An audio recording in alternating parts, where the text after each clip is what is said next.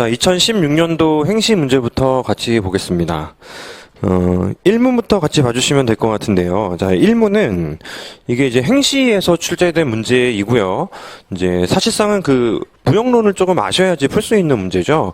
예, 국제경제학 테마들은 계속 지속적으로 출제가 되고 있는 것 같아요. 준비를 좀 하셔야 될 것 같고, 일단 문제에서 주어진 상황은 이제 국제경제학의 리카도 무역이론을 한 번쯤 보고 들어가신 분들은 거의 뭐 흡사하다라고 판단을 하실 수가 있는데요. 심지어는 거기에서 약간 응용이 되어 있습니다. 문제에서 주어진 정보들이 사실 그 리카도 무역이론을 좀 지지를 하고 있는데요. 규모 수익 불변 기술 설정되어 있고, 그다음에 노동량만 뭐 설정이 되어 있습니다. 요소는 노동만 가정되어 있고, 경쟁이고요. 노동이 산업 간 자유롭게 이동할 수 있습니다. 뭐 기타 등등이 적혀 있는데요. 문제에서 이제 좀 새로운 것은 화폐 단위를 줬어요. 일반적으로 무역론은 환율이 등장하지 않습니다. 금융론에서 환율이 등장하지, 무역론에서는 일반적으로 환율이 등장하지 않음에도 불구하고 이 문제는 환율이 들어와 있기 때문에 그 리카도 무역이론의 일반적인 무역의 이유에 대해서까지 확실하게 좀 잡아주셔야 되는 문제예요. 환율은 페세타 퍼 유로라고 되어 있고요. 적혀있는 숫자들이 이제 A라는 문자가 실전에선 주어져 있지 않았습니다. 일반적으로 여기 그 단위 노동 필요량이라는 개념이 이제 그 무역론에 등장해요. 단위 노동 필요량이라는 개념 자체는 그 일정 시간 동안에 그 얼마나 많은 사람들이 투입이 되어야지 제품 하나를 만들 수 있는지에 대한 정보를 주는 게 바로 단위 노동 필요량이라고 보통 이야기를 합니다. 한계 생산성의 역수가 돼요. 한계 생산. 만약에 예를 들어 일주일 동안에 2명이 필요하다라고 하면은 일주일 동안에 한 사람이 2분의 1개씩 만들기 때문에 하나를 만들어낼 수 있는 거죠. 따라서 어찌됐건 문제에서 주어진 정보 X, Y를 기준으로 설정되어 있는 것이 2, 4, 1 그리고 또 이제 4라고 설정되어 있습니다. 여기 적혀 있는 게 기본적으로 단위 노동 필요량을 의미하게 되죠. 1번, 두 국가 모두 무역에 참여하려면 그 환율이 어떤 구간에 있어야 하는지 A와 B를 구하시오. 문제 자체가 복잡해 보이지만 실제로 그 기본적인 무역의 이론에 대해서 이해를 한다면 풀어낼 수가 있습니다. 단위 노동 필요량이 이제 제시가 되어 있기 때문에 이제 간단하게 정의를 내리실 필요는 있겠죠. 주어진 시간 내에 하나를 만들기 위해 필요한 노동자 수를 말하며 이는 한계 생산성의 역수가 된다까지 간단하게 코멘트를 깔아주시고요. 그리고 두 개의 국가가 이제 절대우위, 상대우위라는 개념이 또 국경에서 공부를 좀 하시게 되잖아요. 근데 그 A 국가, B 국을 놓고 봤을 때는 보세요. 두 재와 모두 적은 인원으로 제품을 만들 수 있기 때문에 X도 Y도 A국이 절대 우위를 가지고 있습니다. 하지만 상대 우위는 아니라는 것인데 실제로 이 문제에서는 반드시 상대 우위라는 개념을 도출을 해야 되는 것은 아니에요. 이제 무역이 발생하는 이유에 대해서 조금 정리할 필요가 있죠. 자, 무역이라는 것이 PY분의 PX 기준입니다. 이거 기준으로 만약에 A국이 현재 PY분의 PX가 예를 들어서 2라고 하고요. B국이 만약에 PY분의 PX가 4라고 한다면 실제로 이제 문제에서 주어진 데이터를 그대로 썼죠. 자, 실제로 두 개 국가 사이에서 무역을 하기 위해서는 상대 가격이 가운데에 위치해야 돼요. 만약에 상대 가격이 여기 왼쪽에 위치한다면 보세요. 국경 수업은 아니니까요. 조금 이제 좀 확실하게 오래 기억할 수 있을 내용을 좀 말씀을 드린다면은 만약에 상대 가격 PY분의 PX 인터내셔널 가격이 이렇게 지금 한 5 정도로 설정이 되어 있습니다. 보세요. 가격 하나를 단위를 맞춰요. 그러면 이제 1로 맞출 수 있고요. PX가 상대적으로 이쪽이 비싸죠. 그죠? 이게 4고 5라고 했으니까 1분의 4, 1분의 5 아닙니까? 어떤 숫자로 주어져 있건 뭐 단위를 하나 맞춰요. YJ 가격이 똑같을 때 X대가 세계 시장에서 비싸게 팔리면 비싸게 팔리는 걸 수출하는 겁니다. 우리나라에서 이제 벌어들일 수 있는 소득보다 더 높은 소득을 올릴 수 있기 때문이죠. 국내에서 이제 파는 것보다는 상대적으로 세계 시장에서 비싸게 팔아먹을 수 있다라면 유리하단 말이에요. 문제는 5라고 하면은 A국도 그렇게 행동합니다. YJ와 가격이 똑같을 때 XJ가 지금 세계시장에서 비싸게 팔리죠. 따라서 만약에 둘 다 오른쪽에서 상대 가격을 만나고 있다면 두 국가 모두 X를 수출하려고 할 것이고 반대로 상대적으로 저렴한 YJ를 수입하게 된단 말이에요. 따라서 X 기준으로 상대 가격이 오른쪽에 위치하면 둘 다 공급만 하려고 하고 수요자가 없습니다. 그러니까 수요가 없고 공급만 존재하니 어찌됐건 초과 공급이 되고 가격은 떨어지게 된다는 거죠. YJ와는 모두 수요하려고 합니다. 따라서 이제 공급자가 없잖아요. 초과 수요로 가격이 상승하게 되는 것이죠. 만약에 가격이 이곳에 위치해도 같은 논리로 균형은 달성될 수가 없어요. 이 사이에 위치해야지만 무역이 발생할 수 있다라고 볼 수가 있는 것입니다. 그래서 일단 기본적으로 무역이 기초가 어떤 식으로 이루어지는지를 인지를 하지 못하면 사실 이 문제는 접근을 할 수가 없어요. 리카도 무역이론 자체를 공부하고 들어간 것만으로도 조금 어려울 수 있습니다. 왜냐하면 환율이 등장하기 때문이죠. 현재 이제 재화의 상대 가격은 제가 이미 도출을 해버린 것과 다름이 없는데 A국과 B국이 실제로 이제 상대 가격이 얼마냐라고 물어보게 되면 보시듯이 이제 두 개의 재화만 생산을 하게 되죠. 그죠? 그러면 이게 사실은 암묵적으로 1차 동차 함수를 가정하시면 돼요. 근데 암묵적으로 1차 동차 함수를 가정할 필요 없이 문제에서 설정되어 있다고 볼 수가 있는데 자본이 없어요. 자본이 없고 예를 들어서 이제 생산함수는 이런 느낌이죠. 알파 곱하기 L 보시는 것처럼 실제로 노동량에 따라서 체증하는 게 아니고 일정하게 수량이 증가하는 형태이기 때문에 1차 동차 함수입니다. 1차 동차 함수. 따라서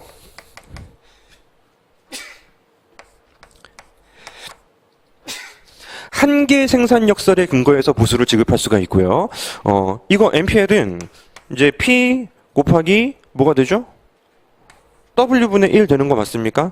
따라서 우리가 이제 앞쪽에서 계속 봐왔던 내용 한번 떠올려 보자는 거죠. 어떤 재화 쪽에서 P 곱하기 MPL 하면 보통 우리가 이제 W로 잡는단 말이에요. 근데 지금은 MPL을 준 것이 아니고 A라는 정보를 줬죠. 그래서 얘는 A분의 P다라는 걸 아셔야지 풀 수가 있습니다. W가 지금 현재 상수로 주어져 있고요. 이제 A 값 역시 문제에서 상수로 주어져 있기 때문에 따라서 이 경제의 가격 설정 메커니즘은 W 곱하기 이제 A가 되는 것이에요. 따라서 이제 두 개의 국가 사이에 각 재화의 현재 가격을 도출을 할 수가 있습니다. X재화와 Y재화의 가격을 도출하기 위해서는 이제 상대 가격을 구하는 중이기 때문에 단위를 맞춰줘야 돼요. 문제에서 환율을 페세타 퍼 유로라고 설정을 해줬고요. 이제 B국이 페세타이기 때문에 따라서 B국 쪽을 위에 적고 A국 쪽을 아래에 적어야지 환율과 비교를 할 수가 있게 되겠죠. X제는 보시는 것처럼 WA 곱하기 A가 되는 것이고요. 근데 첨자를 달아야 되겠습니다. 그 B국 거를 말하는 거고 A 역시 마찬가지로 이제 X제 기준으로 B국 거를 말하는 거고요. 이쪽은 마찬가지로 WB A국 죄송합니다. W 이제 A국을 말하는 건가? WB이기만 하면 되죠. 그죠? WA 곱하기 이제 AXA라고 하신다면은 이게 각각 재화의 가격이에요.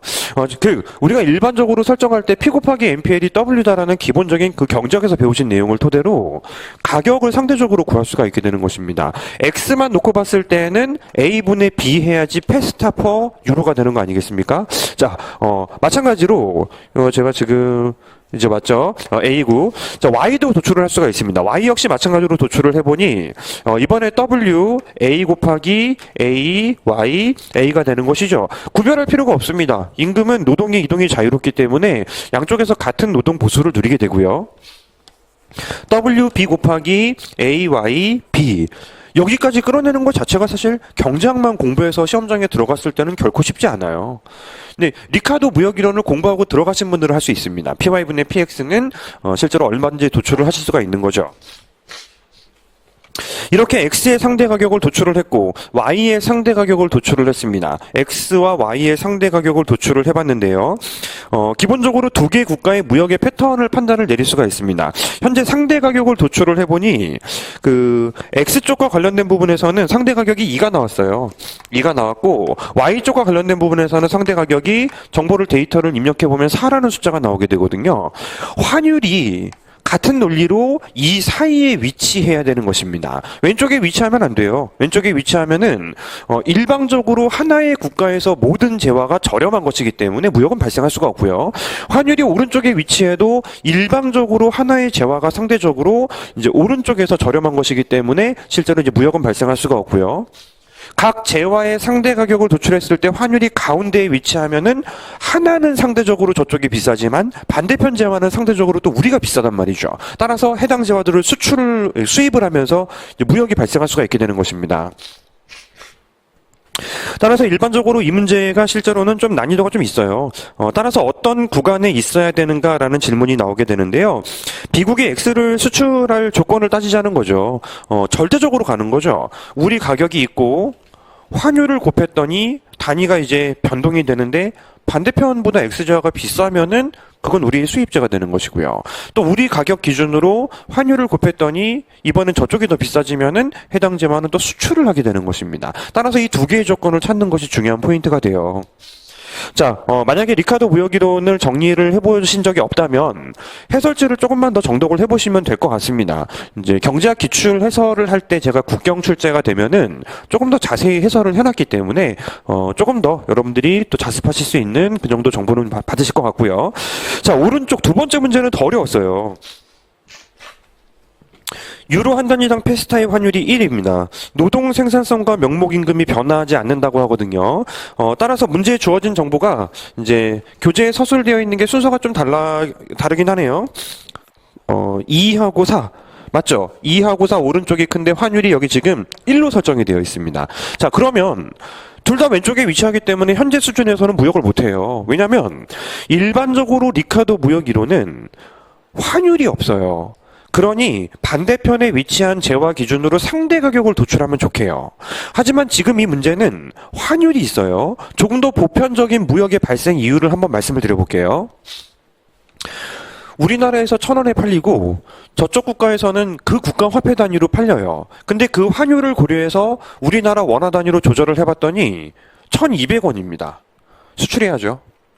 그죠? 수출이야. 절대적으로 원화로 환전해봤더니 저쪽 국가에서 더 비싸게 팔아줄 수 있다라면 그 재화는 무조건 수출을 하게 되는 것입니다. 우리나라에선 1,000원에 팔리고 있어요. Y재화가. 근데 반대편에 위치한 국가는 그쪽 그 화폐 단위로는 숫자가 다르겠지만 환율을 고려해봤더니 800원에 팔려요. 수입해다 쓰면 됩니다. 따라서 절대적으로 가격이 비싸면 해당 재화는 수출재가 되는 것이고 절대적으로 가격이 저렴하면 해당 재화는 수입재가 되는 것이에요.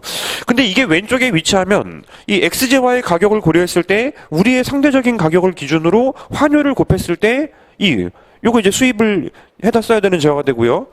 이것도 마찬가지로 수입을 해야 쓰는 재화가 된다라면은 양쪽 국가 사이에서는 비국이 무역을 할 게 없단 말이죠. 다 달라고만 하고 이제 주겠다는 게 없으면 무역이 발생될 수가 없다라는 거예요. 따라서 실제로 환율이 이 사이에 위치해야 된다가 바로 1번 문제라면 이게 1로 고정되어 있을 때는 이 둘 사이에 조율을 할 수 있냐라는 것이 바로 두 번째 문제가 되는 것입니다. 얘를 이쪽에 위치시키는 방법이 있고요. 얘를 혼자서 왼쪽에 위치시키는 방법이 있습니다. 사실은 문제가 조금 애매해요.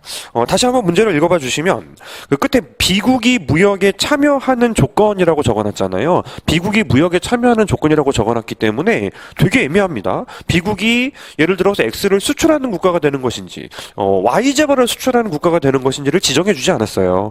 그 부분이 조금 아쉽습니다. 문제는 조금 이해가 가요. 자, 현재 이제 문제 주어진 상황에서 고정되는 것이 무엇이냐를 찾아야 되겠죠. 노동 생산성과 명목 임금이 변화하지 않습니다. 노동 생산성이 변화하지 않고요. 명목 임금이 변화하지 않는다라는 전제 조건 하에서는 이제 그 노동 생산성과 명목 임금이 이제 A국이 안 바뀌고 B국이 바뀔 수 있다라면은 어떤 방향으로 조정이 돼야 되는지를 찾는 거잖아요. 칠판 봐주시죠. 자, 얘는 불변이에요. 얘는 불변이고 임금하고 AX, AY, B는 바뀔 수가 있습니다. 그러니 여기 숫자 1을 1보다 작아지게 만든다면 환율이 그 사이에 위치하면서 주고받는 무역이 진행될 수가 있을 거 아니겠습니까? 따라서 어렵지 않습니다. 이게 떨어져도 되고요. 이게 떨어져도 돼요. 그죠? 이게 떨어져서 실제로 이제 왼쪽에 2보다 작은 상대 가격이 설정돼도 상관이 없고 얘가 떨어져서 왼쪽으로 이렇게 이동해도 상관이 없는 것입니다. 가능하죠? 다만 AXB를 이게 실제로는 실전에서의 디테일이라고 볼 수 있고 뭐 할 수 있다면 하시는 그 의지를 갖는 것이 중요한데 이게 2보다 1보다 작아져야 되기 때문에 절반 미만으로 떨어지면 되죠.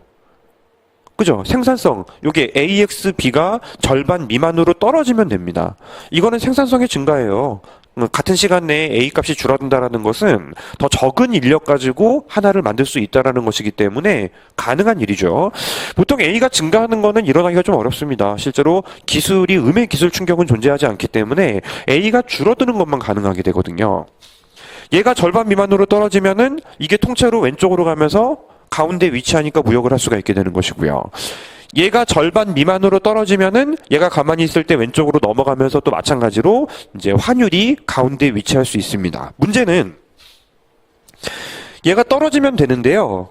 너무 많이 떨어지면 또 곤란해요. 4분의 1 미만으로 떨어지면 얘도 왼쪽으로 가고 얘도 같이 왼쪽으로 갑니다. 따라서 다시 한번 또 무역을 못하게 되는 상황이 발생할 수 있겠죠. 해설지 첫 번째, 무역의 패턴이 유지되면서 무역이 발생할 조건의 마지막 줄 WB가 현재의 4분의 1 미만으로 떨어져 버리면 이제는 오른쪽에 1이라는 환율이 설정되는 것이기 때문에 그런 경우에는 또 다시 한번 무역이 없어져 버리게 돼요. 자, 두 번째, 무역의 패턴이 바뀌면서 무역이 발생할 조건은 얘가 혼자 왼쪽으로 가도 상관없죠. 사이에 위치한다가 중요한 것이지 상관없잖아요. 요 AYB가 4분의 1 미만으로 떨어져 버리면 얘 혼자 왼쪽으로 가서 무역을 하는 방향이 달라지지만 무역에 참여할 조건은 만족이 되는 것이죠. 결코 쉬운 문제는 아니었던 것 같습니다. 또 단기간 내에 또 확실하게 풀어낸다라는 게 결코 또 이제 쉬운 문제는 아니었다고 판단이 돼요. 국제경제학을 공부하신 분들도 사실 어렵게 느꼈을 문제라고 판단이 되는데요. 일단은 뭐 기출에 등장을 하게 되면, 무슨 수를 써서라도 풀어야 돼요. 전반적으로 다 훑어보고 푸셔야 한다고 말씀을 드렸죠. 1번 문제를 보고 이거 쉽지 않겠다라고 판단했으면 다른 문제 먼저 푸시고 마지막으로 돌아와서 분량과 상관없이 어떻게든 내가 좀 조잡하게 좀 답안을 적더라도 무언가 답을 찾기 위한 시간을 좀 많이 쓰자라는 것이 또 이 첫 번째 문제에서는 또 함의가 될 수 있지 않겠나 싶어요. 특히 이제 어려운 문제, 모르는 문제가 이제 첫 번째 나왔을 때는 더더욱 그렇습니다. 공간을 많이 놔두면 안 돼요. 30점이니까 3페이지를 놔두시고 이제 넘어가 버리게 되면은 돌아와서 3페이지를 절대 메꿀 수가 없습니다. 제가 보통 절반 정도를 놔두고 넘어가라고 하죠. 한 페이지 반 정도 놔두시고 다른 문제 열심히 푸시고 다른 건 쉬웠단 말이에요. 돌아와서 다시 한번 이 문제를 조금 더 접근해보고 좀 생각을 더 해보고 이제 뭐 쓸 말 별로 없으면 글씨 크게 표 크게 또 쓸 말이 조금 더 생겼으면은 조금 더 열심히 빽빽하게 이런 식으로 좀 대응하는 것이 낫지 않겠냐 싶습니다. 자, 2016년도 첫 번째 문제부터 벌써 사실 좀 난이도가 있었는데 2016년도 기출문제들은 조금 난이도가 있는 문제들이 꽤 있습니다.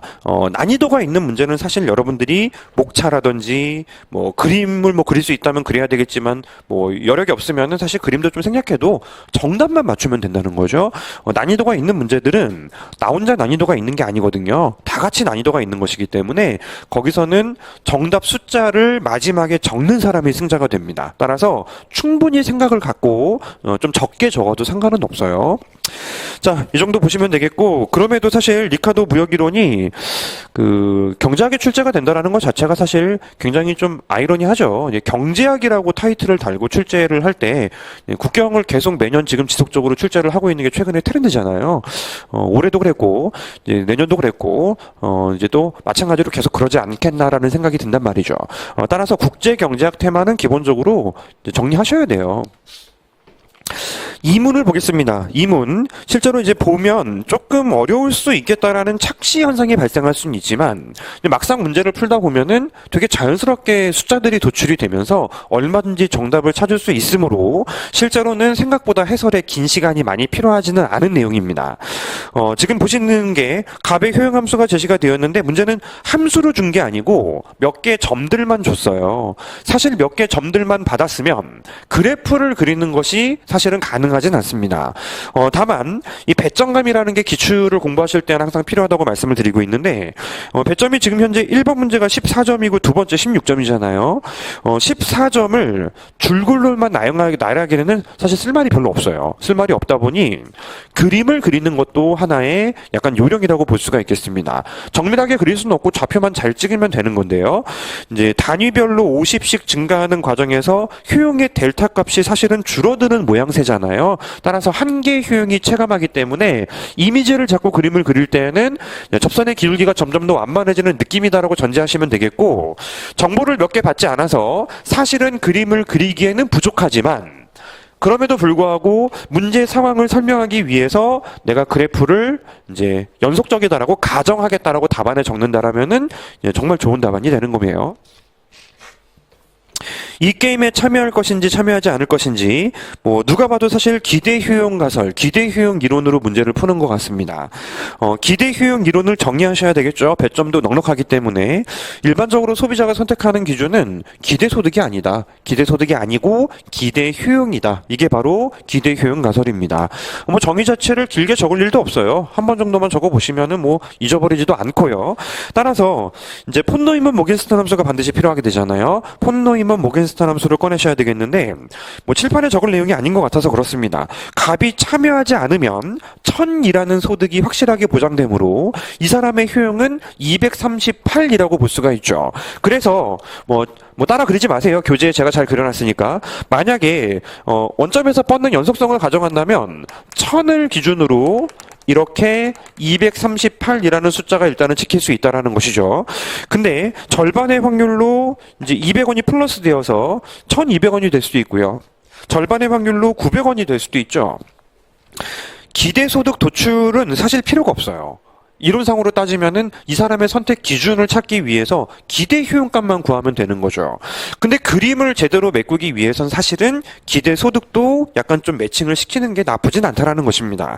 따라서 기대 소득도 구해요. 1200이 될 수도 있고 900이 될 수도 있는데 1050원이고 그다음에 기대 효용도 구해요. 235라는 숫자 어렵지 않게 구할 수 있습니다. 표가 주어져 있기 때문이죠. 따라서 이렇게 되네요.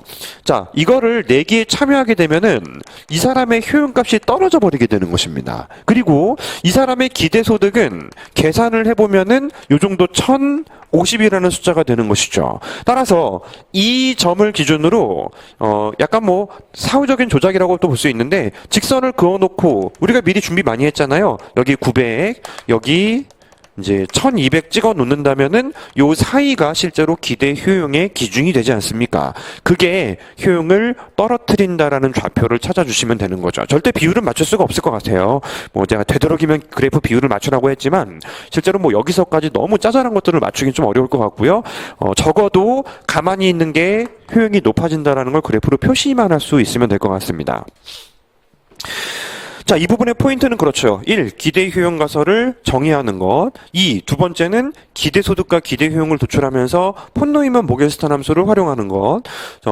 그리고 나서 이제 목차를 따로 설정하지 않더라도 그래프를 그려주시고 소결에 갔을 때는 이거 설명하려고 기대 소득 구하는 거거든요. 3. 소결 들어가서 기대 소득은 높아질지 몰라도 기대 효용이 감소하는 이상은 소비자가 선택하지 않을 것이라는 게 바로 기대 효용 가설의 함의이다. 요 정도 적시하시면 는 넉넉한 배점을 충분히 활용하실 수 있을 거라고 생각합니다.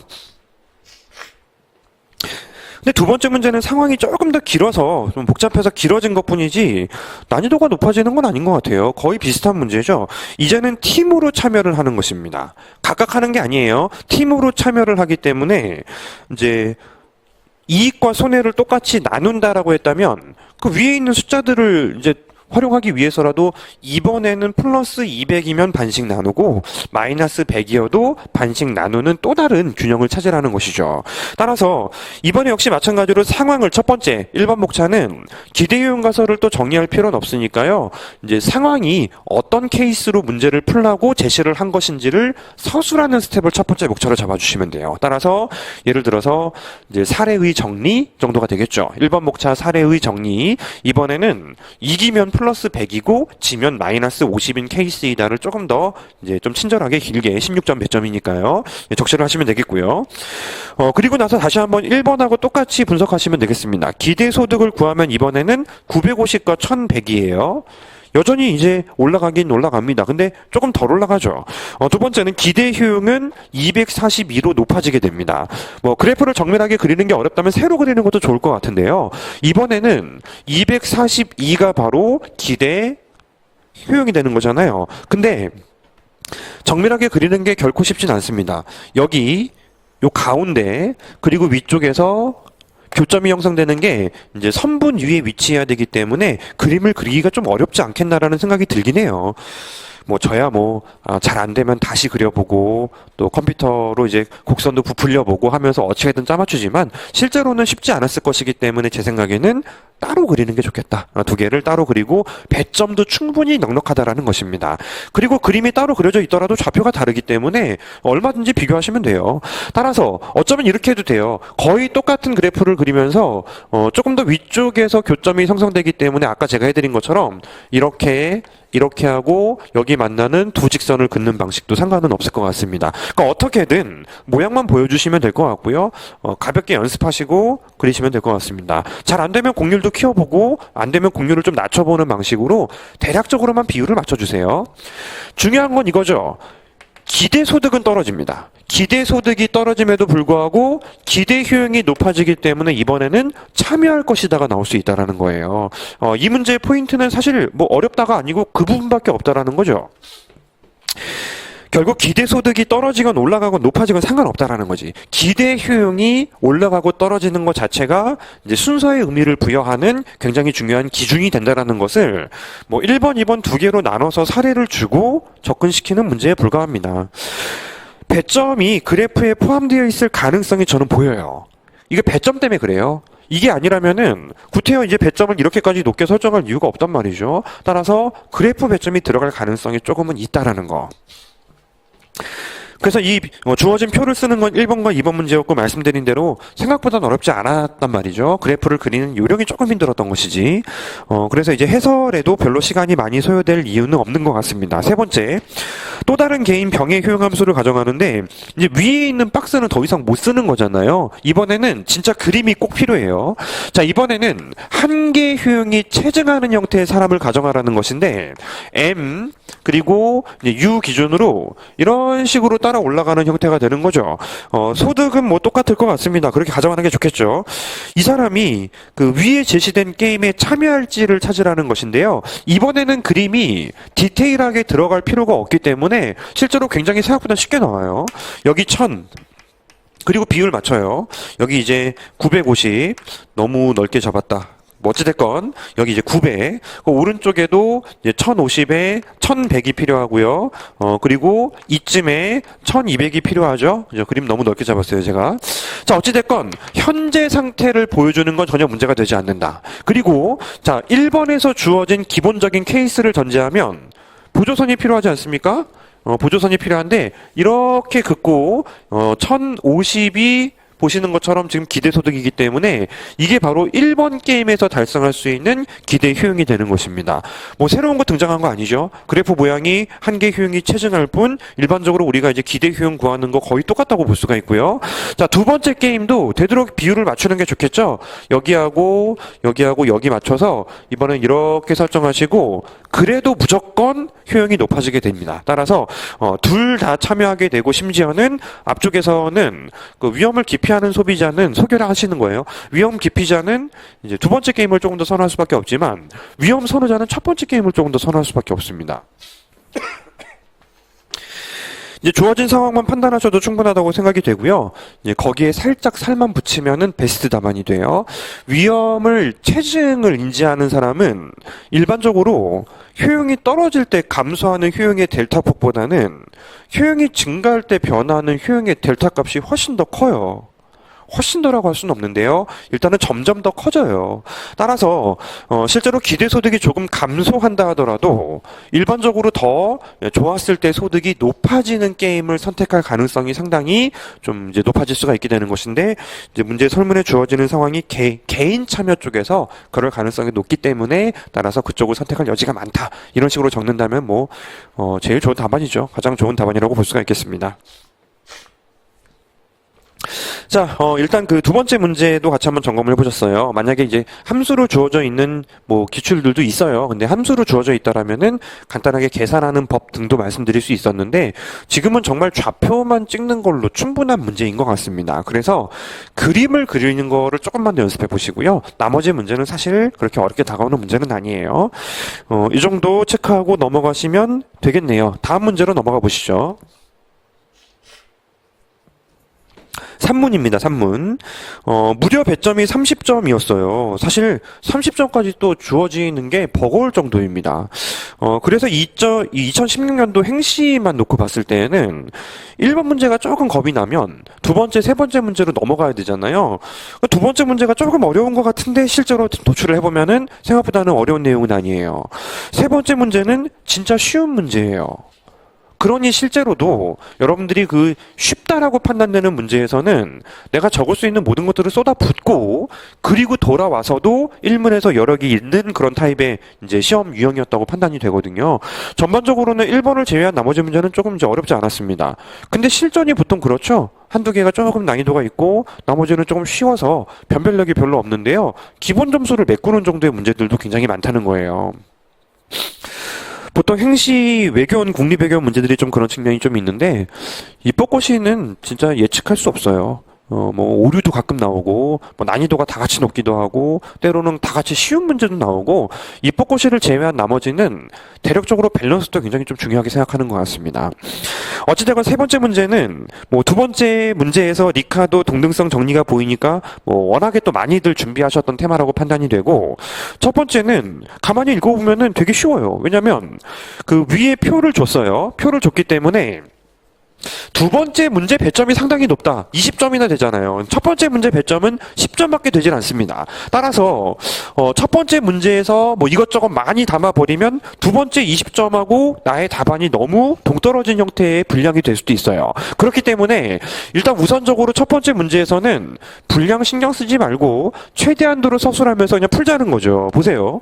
T1하고 T2 사실은 이거를 도출하는 것부터 보통 변별력이라고 합니다. 정부의 예산 제한식을 도출하는 것부터 보통은 변별력이 들어가는 부분인데 문제에서 지금 져버렸기 때문에 이걸 도출하는 것 자체가 실제로는 뭐 배점으로 들어가는 게 약간 모호해져 버렸죠. 왜냐하면 문제에서 정부 지출 1기하고 2기하고 불변이다라고 했어요. 그리고 T1에 대해서 현재 지금 그 감세 정책을 펼쳤죠. 감세 정책을 펼쳤으면은 뭐야 무조건 올려야 되는 거 아닙니까? 그래서 일단 여기 이제 전미분이라는 작업을 진행합니다. 왜냐하면 실제로 한글로 적혀 있는 걸 기호화하는 것이 굉장히 의미가 있는데 델타 T1하고 델타 T2 사이의 관계를 물어봤기 때문에 얘네들을 수식에서 만들기 위해서는 이제 전미분이라는 작업을 한다라면 바로 드러나잖아요. 아주 대단히 난이도가 높은 건 아니지만 기본적인 태도를 간단히 말씀드린 것이고 모두 각각의 항에 델타를 붙이면 좋게요. T1 플러스 1 플러스 아래 델타 T2 그다음에 T G1 플러스 이제 G2 역시 델타를 붙이는 순간 문제에 주어진 조건을 고려할 때 는 오른쪽 항을 다 0으로 만들 수가 있겠습니다. 초반부에 적혀있죠. 1과 기간 2에서 정부 지출에는 변화가 없다. 따라서 델타 값으로 정리를 하면은 지워지고요. 양자가 일치해야 되지 않습니까? 뭘 물어봤어요? 물어본 건 이걸 물어본 거 아닙니까? 남긴 거 정리하면은 마이너스 1 플러스 R 곱하기 D T1 이렇게 간단하게 정리가 됩니다. 따라서 얼마만큼 변화해야 됩니까? 부호는 마이너스가 되니까요. 이제 감세를 1에서 시켰다라면은 두 번째는 증가를 시켜야 된다라고 보는 거죠. 1 플러스 R 곱하기 D T1만큼 증세가 발생해야 될 것이다. 추가적으로 조세가 늘어나야 된다. 뭐 그거 말고 적을 게 없습니다. 저도 이 10점이라는 부분에 어울리는 문제라고 생각되진 않아요. 두 번째, 리카도의 동등성 정리. 이거는 뭐 어떻게든 최선을 다하면 20점 가깝게는 만들 수 있겠죠. 리카도 대등 정리를 쓰라고 했기 때문에 모형에 설정을 합니다. 리카도 대등 정리 가정 여러분들 많이 하셨죠? 준비하셨을 거예요. 뭐 이제 합리적인 소비자를 가정하는데 그다음에 세대 간 연결성이 완벽하다. 그다음에 이제 미래지향적이다. 그다음에 차입 저축 이런 것들이 자유로워야죠. 따라서 차입 제약이 존재하지 않는다. 실제로 뭐 서술되어 있는 것들을 좀 길게 적을 필요가 있겠습니다. 간단하게 요약식이 아니고 문장으로 바꿔주시면 되겠고 문제에서 설정한 것처럼 보통 정액세를 가정해야지 문제가 조금 자연스럽게 풀리죠. 이런 부분들을 여러분들이 전제하고 가정해 주시면 되겠고 사실은 여기에 이 부분을 담았어요. 되게 애매합니다. 실제로는 이 정부 제약식이 등장하게 되는 이유가 여기서는 갖다 쓰면 되는 거다라고 해석이 되기도 하고요. 여긴 적어놨지만 이 모형에서도 왜 이 기간에서 저거를 써야 되는지를 설명하는 수거하는 것도 사실 첫 번째 목차보다는 두 번째에 조금 더 가깝다고 볼 수가 있거든요. 따라서 일반적으로 정부의 그 공채 발행을 기준으로 엮어버리는 거 있죠. 1기에는 공채를 발행하지만 2기에는 공채를 발행할 수 없다. 따라서 1기에는 공채가 발행되는 것이고, 즉 이만큼 쓰고 싶으면은 이제 조세를 걷어야 되는데 공채 발행을 통해서도 조달을 할 수가 있는 것이고, 두 번째는 이제 정부 지출을 하고 빚 갚아야 돼요. 1 플러스 R 곱하기 빚을 갚는 거를 조세로 충당해야 되기 때문에 비기준으로 소거하는 정석적인 방법을 쓰는 것도 여기서 뭐 필요하지 않겠냐는 생각이 듭니다. 따라서 둘을 엮어서 설문에 이게 나온 것이다를 여기 조건 한 번은 적어주셔야 될 것 같아요. 그리고 소비자의 저축은 어떻게 변화하는가? 답은 다들 공부를 많이 하셔서 알고 있는데, 여기서는 그림도 꼭 그려야 되지 않겠습니까? 그림도 좀 그려주시면서 실제로는 C1, C2 평면에서 이제 리카도 대등 정리를 우리가 이야기를 하는 것이기 때문에 C1, C2 기준으로 약간 다른 컨셉으로 접근을 하게 됩니다. 보통은 이렇게 했었어요. 여기가 초기 부전점이면 리카도 대등 정리에서 감세가 발생해서 오른쪽으로 증가시킨다 하더라도 같은 크기만큼 설문을 해서 해결했잖아요. 같은 크기만큼 이렇게 다 함께 증세를 예상을 할 수밖에 없기 때문에 초기 부전점이 안 바뀐 거나 다름없다라고 보통 이야기를 하게 되죠. 그죠? 근데 실제로는 리카도 대등정리에서 중요한 핵심이 있습니다. 현재 지금 감세를 정책을 펼치면 공채 발행을 하게 되는데, 그러한 공채 발행을 민간들은 정확히 인지를 하고 있다는 것이고요. 공채 발행되어서 조달된 크기만큼 현재 가외적 저축을 증가시킨다라는 액션을 취하게 되는 것이고, 어찌됐건 문제에서 소비 불변에 포커스를 맞춘 게 아니고 소비자의 저축에 포커스를 맞췄기 때문에 내 답안은 여기서부터 여기까지 변화시킨 게 바로 가외적 저축이죠. 가외적으로 저축을 증가시킨 부분이 플러스가 되어야 합니다. 소비점은 불변이 되는 거죠. 소비점이 불변이라서 원래 저축은 여기서부터 여기까지예요. 근데 지금은 여기서부터 여기까지가 되는 것입니다. 따라서 고스란히 공채 발행된 크기만큼 저축이 증가한다까지 명시하셔야지 소비자의 저축의 변화 방향을 디테일하게 답을 하시게 되는 겁니다. 그 그래프 왼쪽에 Y2-T2 플러스 세모 T2죠. T2 이거 한번 체크해 주도록 하시고요. 나머지 부분은 이제 사실은 조금 더 디테일하게 갔어요. 가외적 저축이라는 측면을 반영해서 서술을 했던 것이고요.